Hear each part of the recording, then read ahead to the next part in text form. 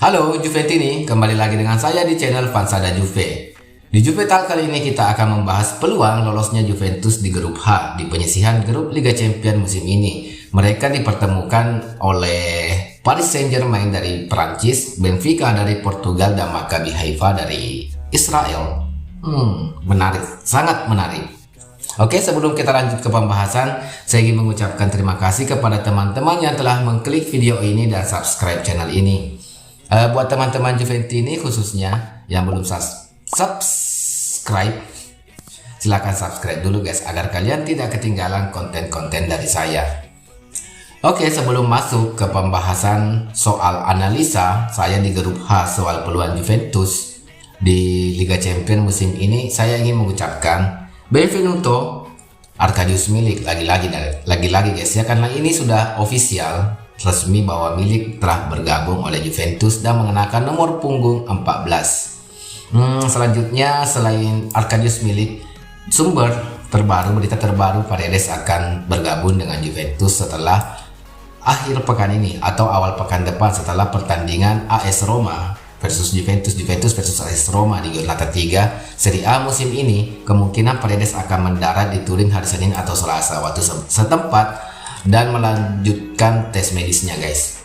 Kita tidak fokus ke update transfer dulu guys, kita akan fokus ke analisa penyisihan grup Liga Champions musim ini di grup H khususnya guys ya, dimana Juventus akan dipertemukan oleh Paris Saint-Germain, Benfica, dan Maccabi Haifa. Oke, kita pertama akan melihat dulu dari tim yang tidak terlalu akan banyak kita bahas, yaitu Maccabi Haifa.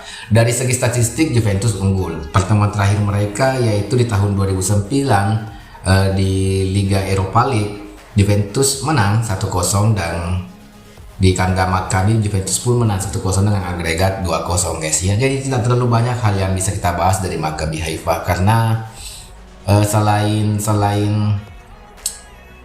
Juventus jarang bertemu, Maccabi Haifa juga jarang masuk Liga Champions guys ya, dan kita tidak mengikuti liga dari negaranya, jadi ya akan sangat sedikit informasi yang bisa saya berikan untuk kalian tentang Maccabi Haifa. Jadi untuk Maccabi Haifa ini saya rasa Juventus akan mendapatkan 6 poin dari dua pertandingan menghadapi Maccabi Haifa guys ya. Oke, kita lanjut ke pot unggulan di grup H yaitu Paris Saint-Germain. Seperti yang kita ketahui, Paris Saint-Germain sekarang dihuni oleh para pemain-pemain bintang guys ya. Di sana ada Neymar, Mbappe, Messi, Sergio Ramos, Donnarumma, banyak lagi guys, Verratti. Kalau melihat peluang Juventus menghadapi PSG, sepertinya kalau kita lihat dari skuad, sepertinya Juventus akan bekerja keras ketika menghadapi Paris Saint-Germain. Apalagi permainan Paris Saint-Germain itu permainan yang mengandalkan kecepatan guys ya. Maksudnya lebih ingin menguasai pertandingan dan menekan musuhnya. Jadi menekan tim lawan. Sedangkan Juventus yang kita ketahui dengan gaya bermain Mr. Allegri yang katanya tidak perlu bermain cantik, yang penting menang. Sepertinya akan kewalahan guys. Tapi kita harus sedikit bersyukur. Kenapa? Karena melihat statistik dari beberapa pertandingan terakhir, kita ambil 4 pertandingan terakhir aja guys ya. Di pertandingan resmi antara PSG dan Juventus itu kita mempunyai catatan yang sangat bagus, yaitu Juventus mempunyai catatan yang sangat bagus. Juventus tidak pernah kalah dan imbang menghadapi PSG. Juventus semua memenangkan keempat pertandingan ini, pertandingan resmi, yaitu di Liga Champions atau Piala Champions guys ya, masih di tahun 93. Juventus unggul agregat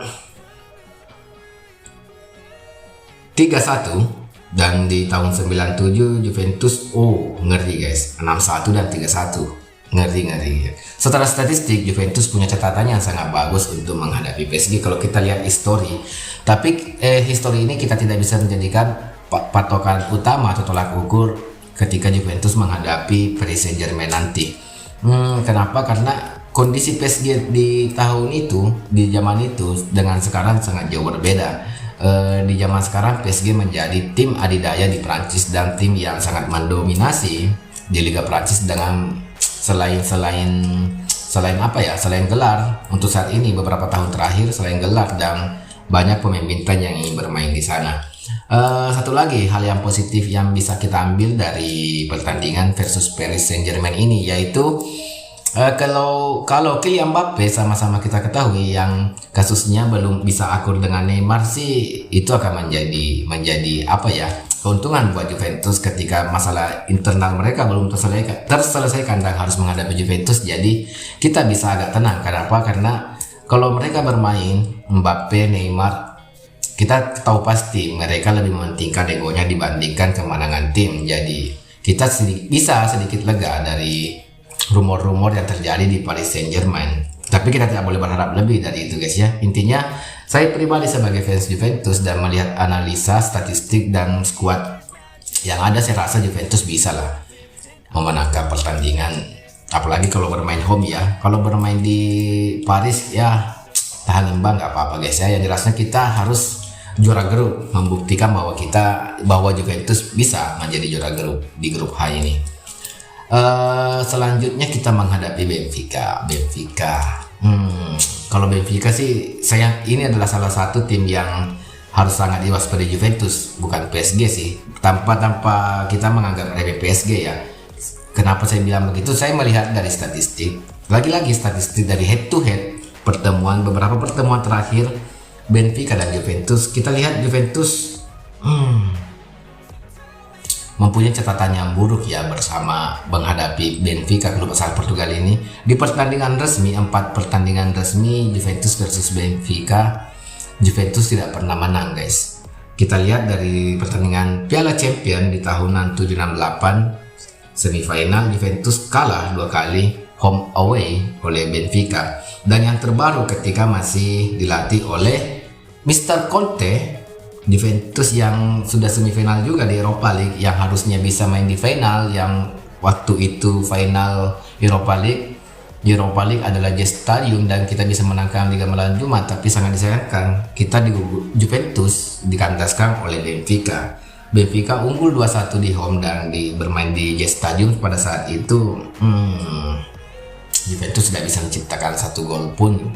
Jadi kalau melihat, padahal di tahun ini Juventus masih diperkuat Pogba guys ya, masih banyak pemain-pemain kunci pada saat itu. Jadi kalau melihat statistik yang paling harus diwaspadai Juventus di grup H ini, di penyisihan grup Liga Champions musim ini, selain Paris Saint-Germain tentunya karena bertabur pemain bintang, yaitu Benfica. Karena dari histori Juventus, 4 pertandingan terakhir Juventus tidak pernah merasakan kemenangan sekalipun menghadapi Benfica. Jadi ini adalah PR buat Mr. Allegri, bagaimana Juventus bisa melangkah jauh di Liga Champions di musim ini. Jadi saya sih berharap Juventus mau juara grup atau runner up, saya harap Juventus bisa lolos lah di babak 16 atau babak selanjutnya di Liga Champions sebelum, apalagi ada Piala Dunia guys ya. Ini akan sangat mengganggu kompetisi domestik nantinya ketika Piala Dunia bergulir dan setelah Piala Dunia kita kembali bermain di Liga Domestik. Itu di paruh kedua musim ini sepertinya akan sangat mengganggu para pemain yang bertanding di Piala Dunia dan bermain di klubnya masing-masing. Mungkin Juventus kali ini mungkin sampai di sini dulu. Jadi ini adalah analisa singkat saya peluang Juventus untuk lolos ke babak selanjutnya itu masih cukup besar guys ya, masih ada 60% 60-70% guys ya. Jadi saya masih optimis Juventus akan lolos ke babak selanjutnya. Semoga saja Juventus tidak tersandung saat menghadapi Benfica dan Paris Saint-Germain. Kalau tidak ya kita akan welcome to malam Jumat guys. Oke, jadi menurut teman-teman bagaimana hasil draw UCL semalam ketika Juventus harus menghadapi PSG, Benfica, dan Maccabi Haifa? Silahkan tulis di kolom komentar. Sampai ketemu di video selanjutnya guys ya. Forza Juve!